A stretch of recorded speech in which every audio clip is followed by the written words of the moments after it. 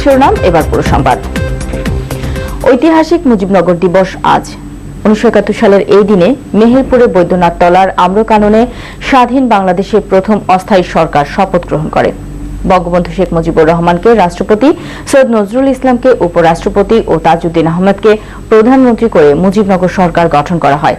মুজিবনগর নামকরণের মধ্য দিয়ে এই আমবাগান হয়ে ওঠে বাংলাদেশের অস্থায়ী রাজধানী।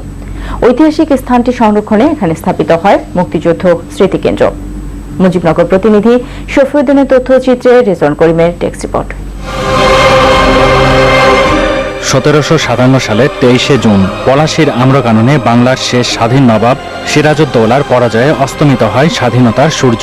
এর ঠিক 214 বছর পর 1971 সালের 17 এপ্রিল পলাশীর অদূরেই মেহেরপুরের বৈদ্যনাথ তলার আম্রকাননে উদিত হয় স্বাধীন বাংলার নতুন সূর্য।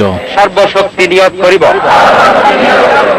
1970-এর পাকিস্তান জাতীয় পরিষদে নিরঙ্কুশ বিজয়ী আওয়ামী লীগের নির্বাচিত প্রতিনিধিদের নিয়ে বৈদ্যনাথ তলার আম্রকাননে শপথ নেয় মুজিবনগর সরকার। বঙ্গবন্ধু শেখ মুজিবুর রহমানের বাংলাদেশ সরকারের পক্ষ থেকে মুক্তিযুদ্ধে আন্তর্জাতিক সমর্থন আদায় সহ বাঙালির চূড়ান্ত বিজয়ে গুরুত্বপূর্ণ ভূমিকা পালন করে এই সরকার।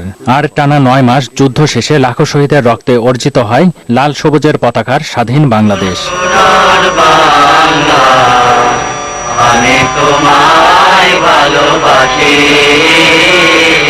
উত্তাল সেই দিনের চিত্রপট তুলে ধরে এখানে স্থাপিত হয় মুক্তিযুদ্ধ স্মৃতি কেন্দ্র।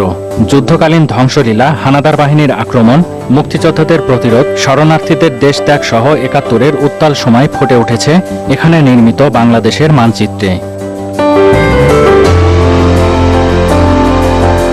রেজওয়ান করিম, মোহনা, ন্যাশনাল ডেস্ক। এদিকে